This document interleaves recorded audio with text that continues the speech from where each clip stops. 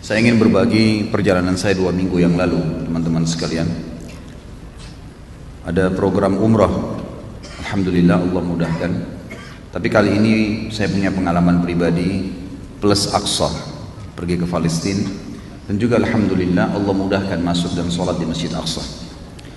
Setelah saya masuk ke sana, saya mendapat banyak sekali hal yang semestinya memang saya rasa saya sampaikan, khusus pendapat saya pribadi. Tidak ada hubungannya dengan siapapun, ini pengalaman saya saja dan saya ingin berbagi kepada jemaah yang mendengarkan ceramah saya. Kalau Masjid Aqsa itu adalah salah satu masjid yang sekarang ditinggalkan oleh kaum muslimin. Mereka tidak ada yang datang ke sana, dan memang upaya orang-orang Yahudi dan orang-orang yang tidak ingin agar kaum muslimin bisa merdeka di sana itu menyebarkan isu, informasi yang banyak sekali sebenarnya tidak sesuai dengan fakta di lapangan. Betul Israel sudah datang dan mengambil alih negara itu, tapi masih banyak kota-kota yang merdeka dan kaum muslimin di dalam masih memperjuangkan hak-hak mereka. Saya temukan di sekitar Masjid Aqsa kaum muslimin berdagang, mereka berjual beli, mereka sekolah. Walaupun di situ ada posko-posko militer Israel, tapi mereka tidak melarang kaum muslimin untuk beraktivitas. Dan juga pada saat kita masuk ke dalam masjid, di pintu gerbang masjid itu ada tentara Israel yang menjaga, dan ada juga di bagian dalam tentara Palestina, polisi Palestina yang memang kita cuma sekedar melewatin mereka untuk berjaga-jaga dari sisi keamanan saja. Dan sampai sekarang ada beberapa orang Yahudi yang berusaha masuk ke Masjid Aqsa, tidak diizinkan oleh polisi Palestina dan mereka tidak bisa buat apa-apa. Kalau ada satu warga Palestina yang sempat membunuh satu orang Israel, maka yang terjadi adalah mereka mengejar satu orang itu. Kalau sudah ditangkap, Allah mudahkan dia mati syahid misalnya, maka kehidupan kembali seperti semula. Walaupun ini bukan berarti kita menganggap remeh bahwasanya di sana masyarakat sedang ditindas. Iya, memang namanya penjajah gitu kan. Tetapi tidak sebesar apa yang digambarkan oleh media, sehingga membuat kaum muslimin tidak ada yang mau ke sana, ketakutan kalau ke sana nanti jadi susah, nanti bagaimana. Sampai ada satu jemaah saya yang mengatakan kalau ke Masjid Aqsa terus bagaimana, di sana lagi konflik, nanti kalau mati bagaimana? Mati dimanapun kita berada, gitu kan? Dan kalau memang kita dikaruniakan mati karena dibunuh oleh orang Yahudi, itu luar biasa, mati syahid. Hadis yang sahih menjelaskan kalau seseorang itu dibunuh oleh ahli kitab, maka pahalanya double syahidnya. Beda kalau orang terbunuh oleh ahli kitab, maka pahalanya double dibandingkan dengan kalau terbunuh oleh orang biasa atau masyarakat atau selain daripada ahli kitab. Intinya begitu. Jadi saya ingin berbagi sebenarnya, kalau Allah mudahkan Anda memiliki rezeki dan bisa umroh plus Aqsa, maka lakukanlah. Karena saya temukan di sana kaum muslimin sangat luar biasa. Kami disambut dengan sangat hangat di masjidnya, sampai imam masjidnya pun datang menyambut kami, memanggil ke sekolahnya, menerangkan apa yang beliau lakukan selama itu aktivitas di sana. Berapa banyak hafidhah dan hafidh Al-Quran dari bapak-bapak, ibu-ibu, anak-anak yang tamat dari madrasah yang ada di sebelah atau di lokasi sekitar Masjid Aqsa. Bagaimana keadaan para syuhada, di situ ada kuburan mereka. Kemudian banyak sekali hal lah yang luar biasa sekali. Dan mereka mengatakan dengan datangnya kalian saja di sini sudah cukup untuk memberikan motivasi tambahan buat kami, semangat baru, gitu kan? Dan ternyata saya temukan di lapangan Turki adalah negara sekarang yang sangat faham tentang poin ini, sehingga akhirnya mereka dalam sepekan itu bisa 3 pesawat yang masuk, dan itu kurang lebih tidak kurang dari 1000 Muslim Turki yang masuk ke Palestina, dan mereka masuk rame-rame sholat di Masjid Aqsa, gitu. Pada saat ditanya kenapa, dia bilang karena kami tidak mau kehilangan masjid ini. Sekarang tentu lagi dijajah, tentu saja tidak sebebas kalau tidak dijajah, tapi kaum muslimin kalau punya kesempatan dan bisa untuk masuk sholat, kenapa tidak? Karena dalilnya terlalu banyak. Saya kemarin pas transit visanya ke Mekah dulu, habis umroh 3 hari, baru kami ke Amman, kemudian kami ke Palestina. Amman 2 hari, Palestina 4 hari, kemudian ke Madinah 3 hari. Di Mekah saya sempat mampir di satu perpustakaan, penjual toko buku lah. Saya beli buku khusus untuk Palestina, dan saya temukan buku, alhamdulillah Allah kasih taufik, seorang doktor yang memang asli Palestina, itu yang menulis dengan buku bergambar atlas khusus untuk Palestina. maka saya mendapatkan banyak informasi baru di situ. Di antaranya hadis-hadis yang beliau angkat, sejarahnya, kisahnya dan seterusnya. Dan masjid itu sangat agung, luar biasa. Dari jarak jauh kalau kita lihat mungkin seperti biasa, tapi pada saat kita masuk ke dalam itu masjid yang sangat luar biasa. Kalau saya bahasakan sangat leks, bagus sekali. Batu-batu yang digunakan batu-batu gunung yang seperti marmer tapi warnanya putih, cuma bukan marmer, bagus sekali batu itu, dan sangat bagus bangunan itu, sangat luar biasa gitu. Ya, sangat bagus dan sangat luar biasa, dan sejarahnya sangat panjang.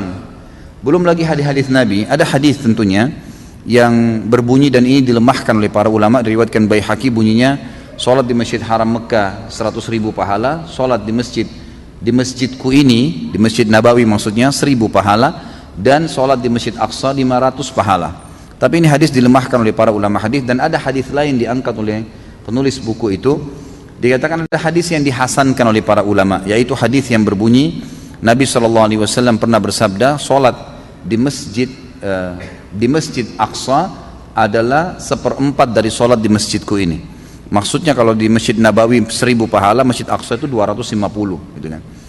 Tetapi ada hadis yang lebih kuat daripada itu, dan ini juga baru saya temukan kemarin riwayat itu.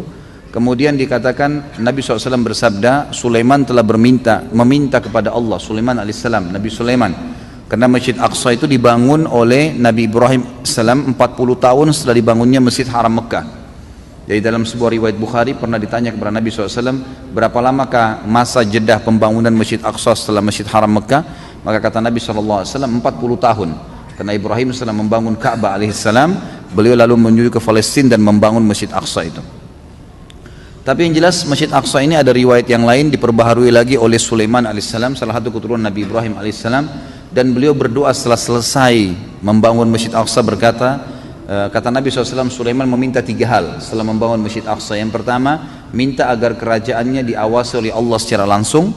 Yang kedua, minta agar kerajaannya tidak ada yang menyamainya. Dan yang ketiga, memohon kepada Allah agar tidak ada siapapun yang sholat di masjid ini, di Aqsa itu, niatnya murni untuk sholat, kecuali dia akan kembali seperti baru dilahirkan oleh ibunya. Dan hadis ini mendekati derajat sahih.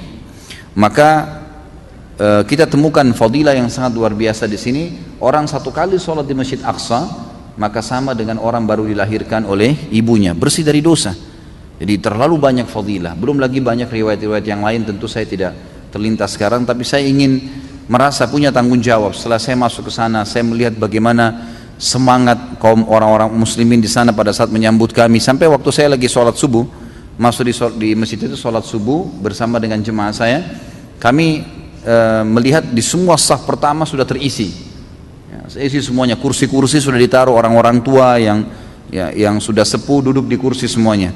Subhanallah, begitu di iqamah sholat, saya berdekatan dengan 2 jemaah saya, bapak-bapak dari Jakarta kebetulan, kemudian ada orang muslim Palestina yang tua di saf pertama itu balik ke arah kami.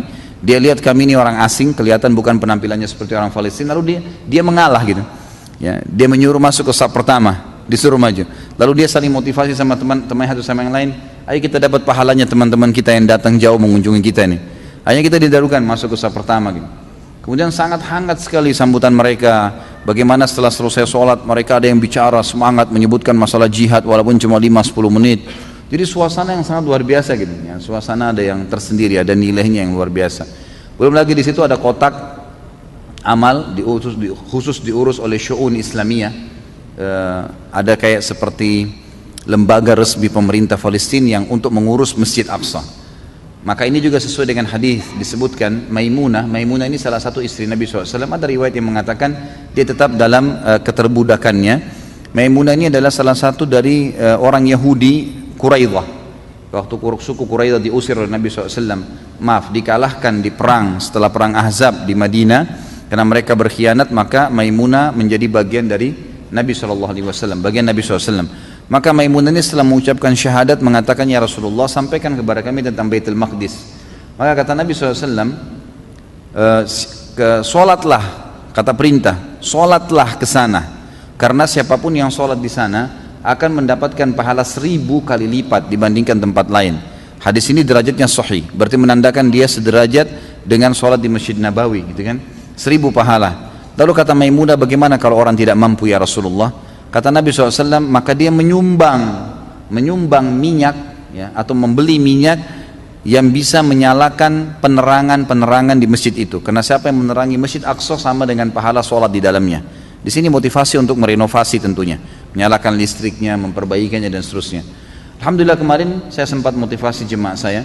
Ini ada kotak, saya bilang di sini tempat penyumbangan. Kita nggak perlu lagi melalui LSM, ini sudah sampai di tempatnya.